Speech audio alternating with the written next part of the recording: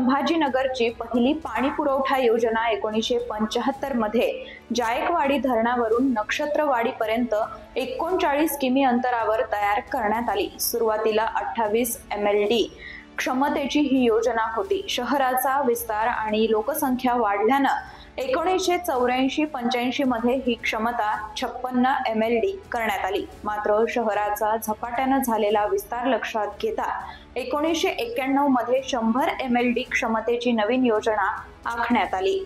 ही योजना काही वर्षातच कालबाह्य ठरली आणि 2006 मध्ये समांतर पाणी पुरवठा योजनेची घोषणा झाली।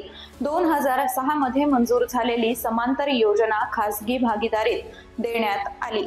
या खासगीकरणाच्या जाचक अटींना नागरिक आणि काही पक्षांनी विरोध केला, त्यामुळे योजना रद्द करण्यात आली आणि तब्बल 10 वर्षांचा कालावधी वाया गेला।